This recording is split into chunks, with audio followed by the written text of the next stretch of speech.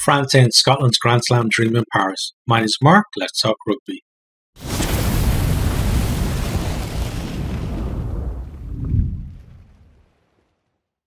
That really was a hell of a game. We really are getting treated to some great rugby in this year's Six Nations, some amazing games. We already had Ireland versus France. This one, again, it could have been easily a game that was, quote unquote, ruined by a red card, but didn't turn out that way. And yeah, if this is what teams are producing, I can't wait for Scotland versus Ireland. That is going to be a humongous event, an amazing game. But back to this one. So Scotland, they start the game actually with a good period of possession. There's some, decent running from them, but then a big hit from Gelange on Van der Merwe forces Scotland to seal off. It's a penalty to France. France, I felt, really kept Van der Merwe under wraps, under tight control for much of the game. You could see that they were targeting him with their big men to hit him as much as they could, just to stop him from building up any kind of momentum. As soon as he got the ball, there was somebody there to hit him. And that's a tactic we've seen used against Van der Merwe previously. They just knew, don't let that guy get ahead of steam up, because your big hits aren't going to have anywhere near the impact once he has momentum on his side. From the penalty, France go up the line. They form a maul from the line out. Marchand goes off the back of that. We have Wilmse with two strong carries and move. Bai goes close to the line as well.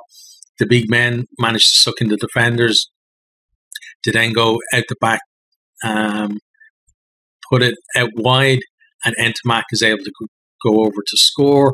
As there's a few gaps in the Scottish line just because so many people were sucked in there. Ramos converts that one at 7-0. We've only just started the game and it's already looking pretty exciting here. Scotland, then just after the restart, they win a line out. They're actually about to take it, but the ref stops the game because there's a French medic on the field around the line out looking to take someone off for an HIA. So Gelange has to go off for an HIA there. Then we see the replay of why he has to go off, and it's a collision. Gilchrist hits him in the head, clearly with his shoulder during a tackle. There's no real mitigation, no real change of heights. So it's starting at a red card, and because there's no mitigation, he's off after 6 minutes. And at that stage, I'm thinking Scotland down to 14 for the rest of the game. Has the Grand Slam challenge already ended this early in the game? And I'm also thinking that if they do manage to somehow pull out a win here, they deserve the Grand Slam. No matter, as an Ireland fan, no matter how well Ireland have done, if Scotland can turn this around with 14 men for the rest of the game and win, I feel like they would be very worthy Grand Slam winners. France then, from the penalty, they kick long.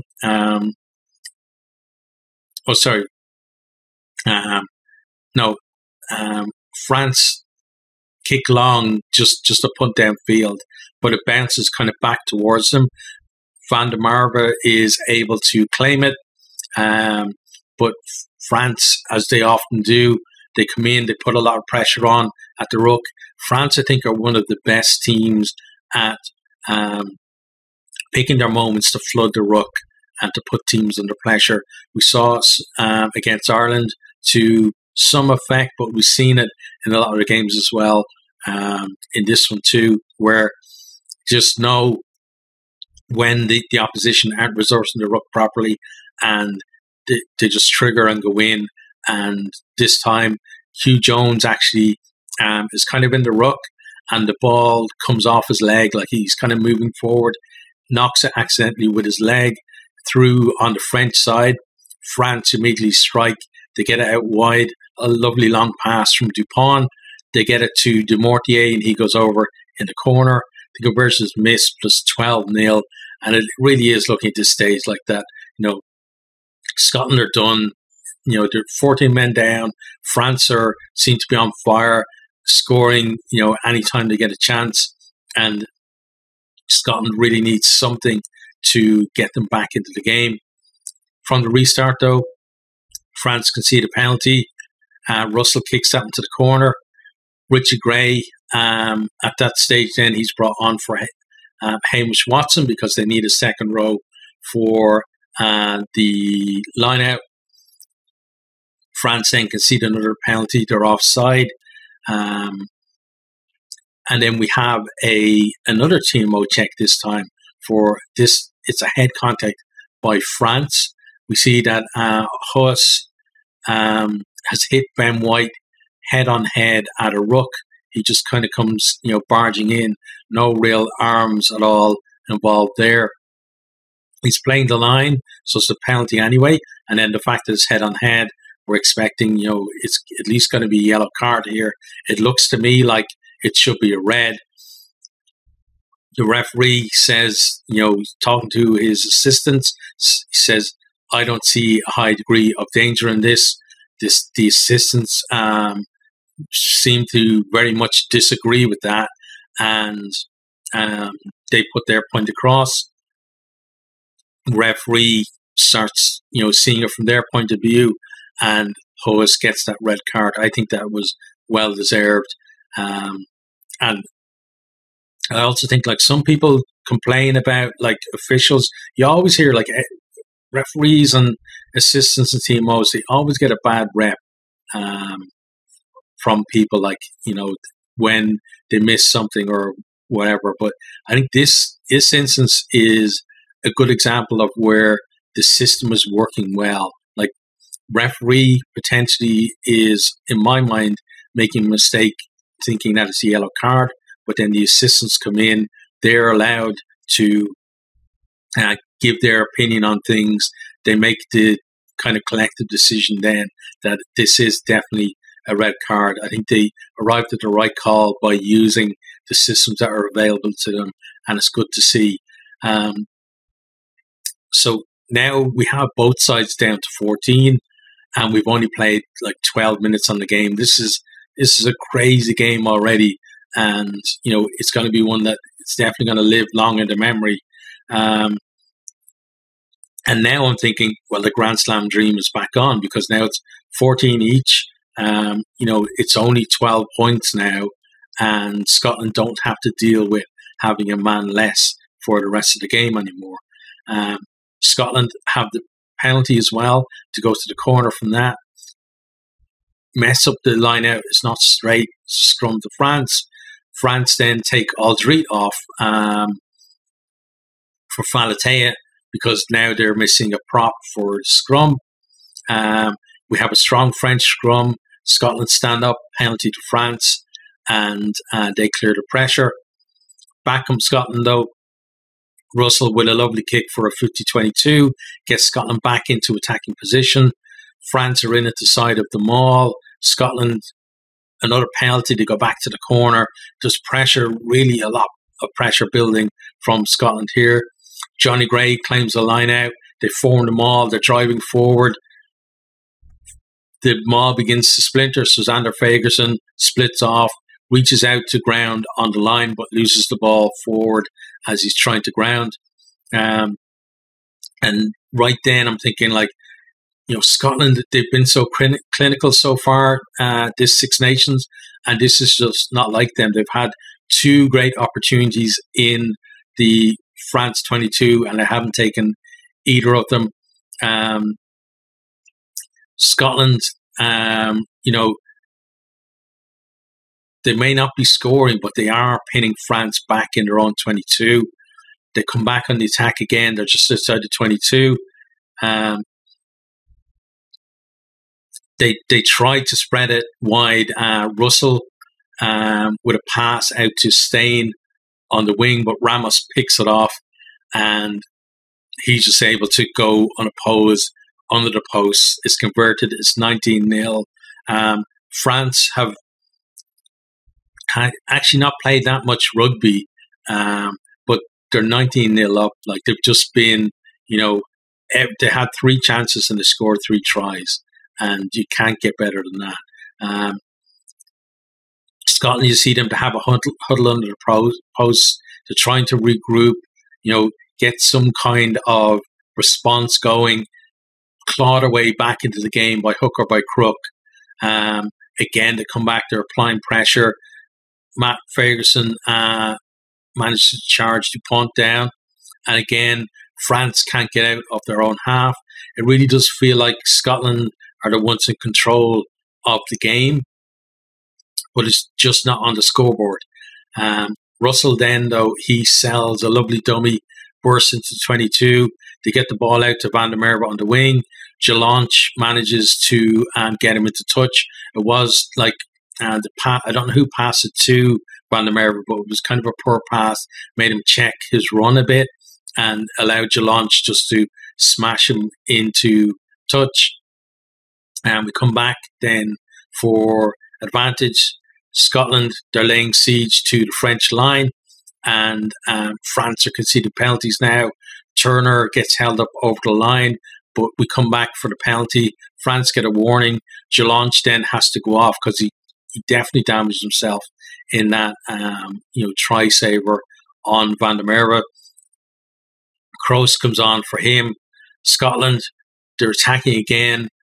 Russell then has just a peach of a pass to Hugh Jones, who comes on a lovely line. He goes over under the post.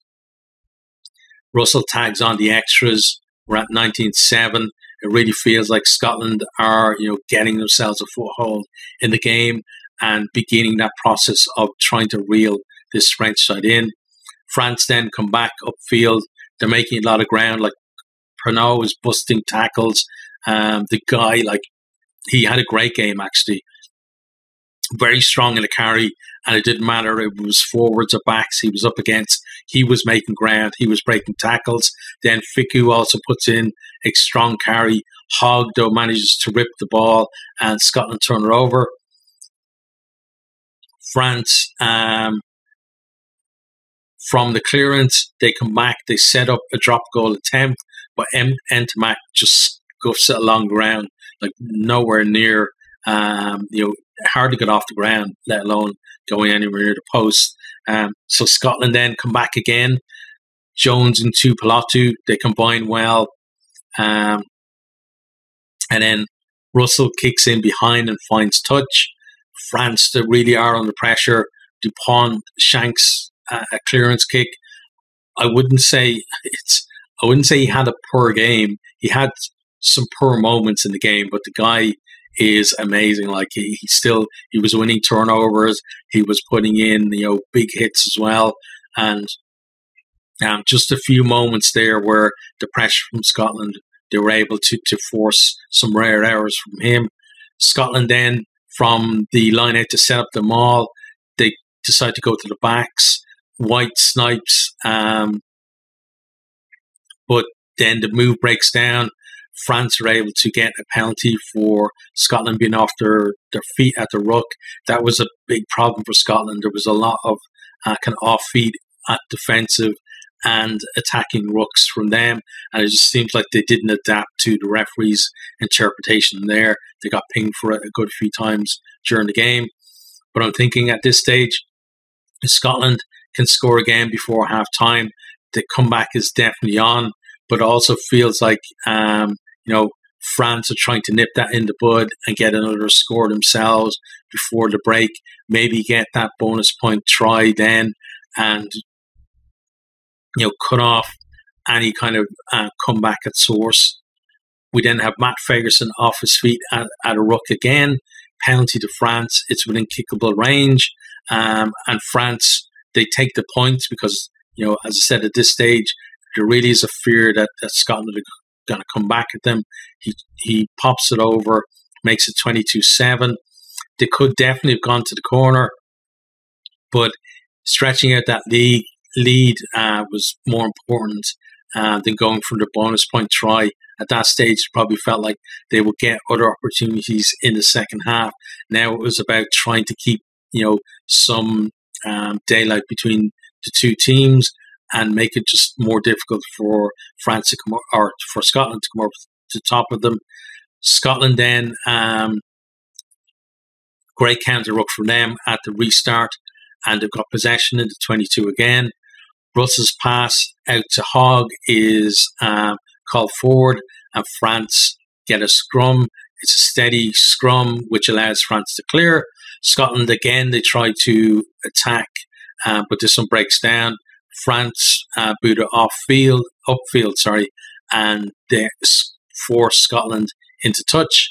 They then go quickly from the line out, and Olivon goes over to dot down, but we'd already reached the 40-minute mark, so it was half-time. No try, 22-7 at half-time. Scotland, I'm feeling they can still do it, but they'll have to be more clinical in the second half and kind of reach the levels that we've seen them in the first two rounds of this year's Six Nations. France, they're kind of living off scraps at times, but they're the ones adding to their scores, taking their chances into the second half. Then Scotland get a penalty right at the start. France are offside. They decide to go up the line. They purposely go over the back of the line out, but they knock it on, and kind of feeling at that stage they just need to keep it simple. Get themselves into good positions and just trust their systems that they're going to be able to get over the line the way they have previously. But right now it feels like they're just trying to put too many things together at the same time, and it's just not clicking for them. France, though, they conceded a penalty for coming in at the side of a strong Scotland maul. Scotland go up the line again. France this time do well to get in and disrupt them all. Scotland decide to go to the backs. There's a great pass from Russell out to Jones. He gets to within 5 meters of the line. They then have a couple of rucks recycle the ball. Tupolatu puts Jones through a gap and he scores. Russell adds on the extras from out wide. It's 22-14. They really are closing the gap now at this stage. And given how much time they're spending in the France half, you can really see them making this comeback now. It really is on. We then have an excellent kick pass from Russell from basically he was on his own line out to Stain on the wing. That allows them then to switch it inside, kick it upfield, and put more pressure on France. France are only able to clear to just outside their own 22. Scotland maul rumbles into the 22. Turner breaks off. They try to spread the ball, but they knock on. Errors really are being costly for Scotland. I feel like, if they were more accurate with stuff like that, that they definitely would be, much closer to France at this stage. We then have a series of unnecessary offloads from Scotland. I think it was about 3 or 4 in one little passage of play, and they're not really going anywhere from it, and they give a scrum away to France. France attack from that scrum. Dumortier, he gets over the line, but he gets held up by a gaggle of Scots. Just after that, then Scotland get pinged for after feet of the ruck. It's a penalty to France. Ramos decides to take the points, makes it 25-14. It's not sexy rugby from France at this stage, but they are eking out that advantage and making Scotland's task harder. France then, though, they concede a penalty. Olivon is offside from the restart. A bit kind of silly, you've just scored. You don't want to make it easy for the opposition to get an in. but they do. Scotland decide they actually have the option of a scrum 5 or a penalty from where the offence happened. They opt for the scrum 5. They go through a number of phases, and some great defence from France actually pushes them back to close to the edge up to 22. Russell tries a grubber, but it doesn't come off. Scotland, though, they do keep coming at them. Turner is a willing carrier. That guy was, was involved in a lot of Scotland moves, and he was making ground when he carried almost every time as well. We have a clever kick then through, forces Ramos to carry it over his own line. Scrum 5 to Scotland. They have another chance. A strong Scotland scrum then wins him a penalty. Russell, with the penalty advantage, tries a chip, but that doesn't come off. We come back for another scrum.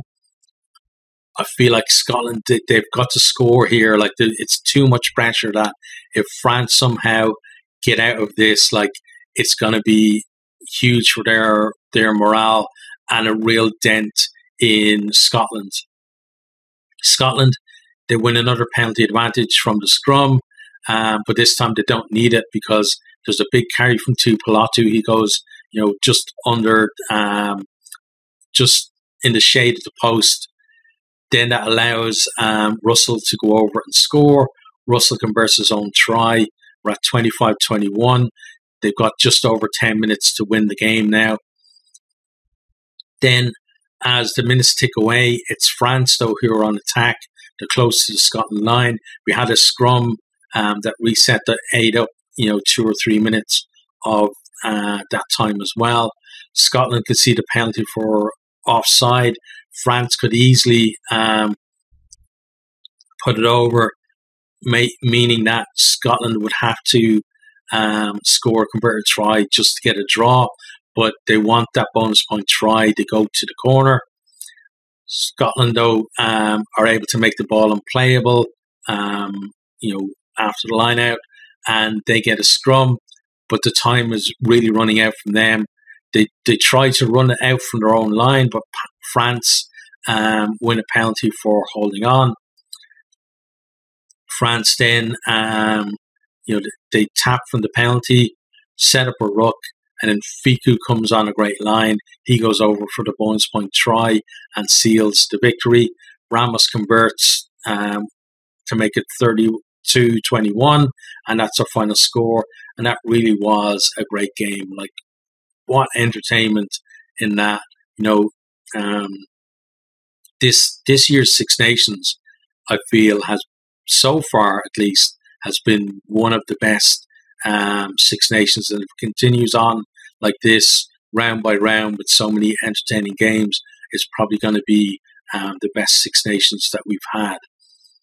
On to some stats then. So possession, 45% for France, 55% for Scotland. Territory, 40% for France, 60% for Scotland. So we saw Scotland in the first 2 rounds, with not that much territory, but being able to get those bonus point wins, because every time they got in to position, they were scoring. Whereas this time, they had plenty more territory and possession, but they just could not produce those winning scores. In terms of mauls then, France went 3 from 4, Scotland 10 from 10. Their maul really was a good weapon that got them into some decent positions. They just, at times just couldn't tack on something else onto the back of that, like a backs move or just being able to grunt it up again in the forwards. So it would always break down after that. But the maul did get them in to some really good positions. Clean breaks then, 7-3 in France's favour. France really did have the cutting edge when it mattered in the game. And then another kind of damning statistic for Scotland: turnover conceded, 7 by France, 17 for Scotland.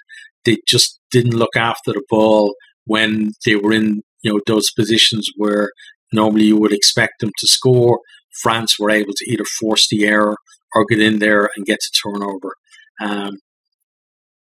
In terms of where the teams now, so obviously the Grand Slam is gone for Scotland, but they still have a championship to play for.